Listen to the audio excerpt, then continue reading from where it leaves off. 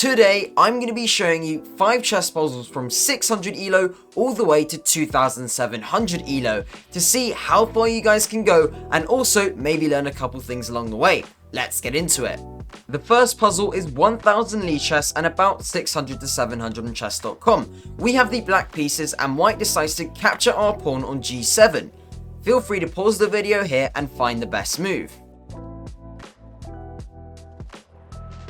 So, of course, the best move in this position is the move knight d2 check. It is a beautiful classic fork on the king and also the queen so that on the next move, then we pick up the queen. Well done if you found it, and by the way, if you're like 2000 rated, feel free to skip later on in the video when we get to those puzzles. In the second puzzle, we have the white pieces and it's about 1500 Lee chess and around 1200 to 1300 on chess.com.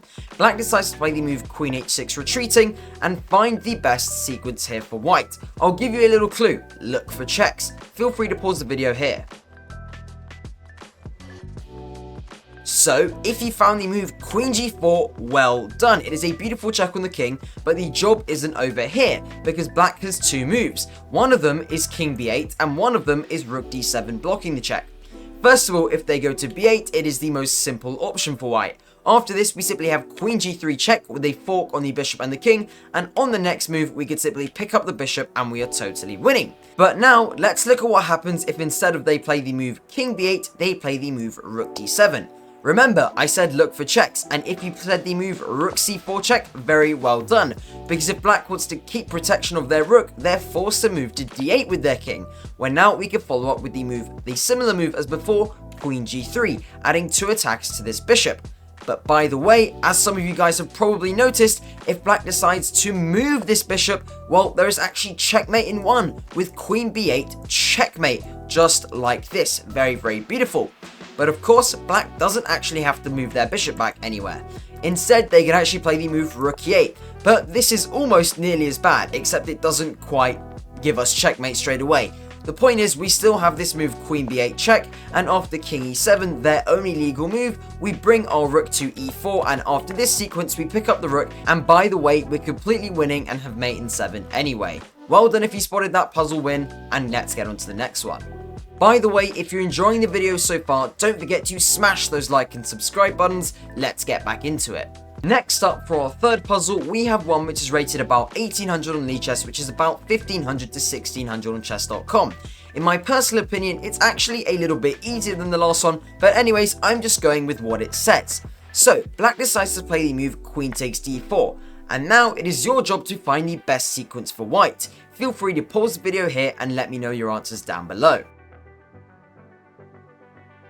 So, if you said the move bishop b5 check, very well done. Obviously, black has a few options here. First of all, if they decide to go to e7, then we have this move bishop c6, and the idea is that there are certain forking ideas in the future, and here white has a plus 4.5 position, so well done if you calculated that. Second of all, if they go to d8, it is very, very simple. Knight takes f7, wherever the king goes, pick up the rook, and you're still totally winning. But of course, there is also the move blocking the check, the move c6. And after this, if you found the move knight takes c6, very nice job, because here black really has 2 main options. First of all, obviously it's very, very simple. If they decide to capture you, then you just capture back and you have this fork, and wherever the king moves, you pick up the rook. However, they don't have to do that. Instead, they could decide to play the move queen to e4, and after this, they're trying to offer you a trade and maybe slightly confuse you, and it is actually one of the best moves. And after this, you're simply going to trade queens, and after this, we actually need to be very, very careful here, because we can only play 1 winning move. Everything else is practically drawing, and this is the move knight to a5 check, and the reason this wins is because this is a discovered check on the king, and the point is this king is too far away. Even if they go to e8, even if they go to d7, it is too far away from the defense of this bishop, and now we're simply ready to capture this back, and the only reason we're able to capture it back is because we came to a5, which also attacks this bishop, and then therefore we are able to pick up the bishop on the next move and play the only winning move. Very well done if you calculated all of that. Now let's go to the next puzzle. Puzzle number 4 is 2000 rated on Lichess and about 1750 to 1850 on chess.com. And in this position we have the black pieces and white decides to play the move king to f2. Pause the video here and try and find the best sequence for black. So, if you said the move queen takes h1, you are wrong, because of course, this blunders mate on the f8 square, and so black needs to be very, very careful. So, the move is instead this lovely move queen f6 check. And the idea is that now white's best move is king e1. By the way, obviously if they block the bishop, you are simply just free to take. If instead they go to e3, you actually have the move queen to d4 checkmate, so well done if you spotted that. And if they instead go to g2, you actually have the move queen to f3 checkmate, a pretty nice checkmate, also supported by the knight covering an escape square. So white's only move is to go to e1, and after this you also needed to calculate the move queen to h4, which is a beautiful fork on the king on e1 and the bishop on h6, because wherever the king goes, for example d1, now we are free to capture the bishop on h6, not only winning a piece but also removing the threat of checkmate and also resisting the temptation earlier of actually capturing this rook for free. So very well done if you spotted all of that. Now for the final puzzle, puzzle number 5, we are taking a massive jump to 2700 Lichess or 2500 on chess.com. And as you guys can see here, you're going to have to do a lot of calculating.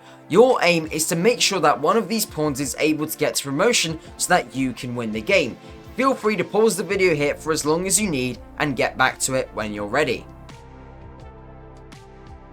So, if you said the move king e3, well done. And instead, I'm just going to explain to you guys this sequence. Black decides to bring their king nearer to their pawns, as they should. Now we play the move king d4, threatening to come over here, push this pawn, threatening this, and then end up pushing this pawn to promotion. Now black plays the move king c2, the best move, and now we play the move king d5, continuing our plan of trying to get our pawns up the board. Now black plays the move king d3, and here we have to be very, very careful, because of course, if we were to play the move king d6, we would be completely winning, right? Well, no, because black now has the move king e3, and the point is, no matter what, this pawn is going to end up falling, and by definition, if we start pushing this pawn, all black has to do is trade these two, then capture this, and the game is drawn. So instead, we have to be very, very careful. King d6 is not the move. Instead, it is the move e6, because the point is here, well, if they want to trade here, great, because then this pawn is well on its way to promotion. So now, after the move e6, black plays the best move, king to e3. What do we play now? Well, we don't play the move king to e5, because now black simply has takes, and then the position is completely drawn. So instead, what do? We don't play king e5, instead we play the move e7, where now we basically force black to play the move bishop d7, which is their only move. I mean, apart from this technically, but bishop d7 is a lot better to stop this pawn from promoting on e8. Where now black plays the move, where now we play the move king to e5. Obviously, with the idea of guarding our f4 pawn, which is extremely important. Bear in mind, we cannot play the move f5 here, because all black has to do is play the move king f4, and after we try and push again, and after king f5, they continue coming for our pawn. After f7, they now have this check, and the idea is that now this pawn cannot promote because of this bishop here, and the game is completely drawn. And so that is why we instead play the move king to e5, guarding this pawn. Where now, after the waiting move bishop a4, still keeping an eye on this e8 square, we now play the move e5, threatening to come all the way up the board and then promote and get a queen on this e8 square. Now black plays the move bishop e8, still keeping an eye on this e8 square, and in fact staying on the e8 square so that this pawn cannot go anywhere. Now we play the move king to e6, with the idea of eventually trying to get up the board.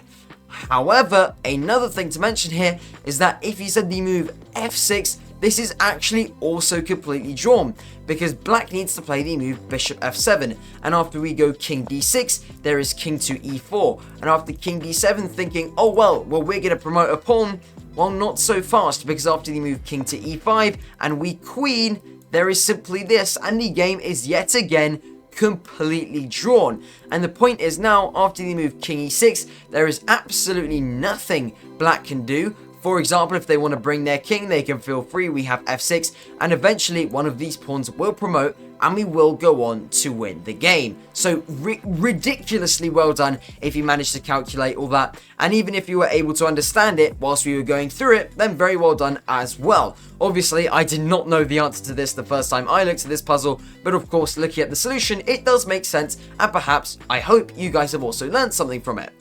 So that is the video for today. I very much hope you guys enjoyed the video. If you did, don't forget to like and subscribe, and check out this awesome video on the left of your screen. Thank you very much for watching, and goodbye.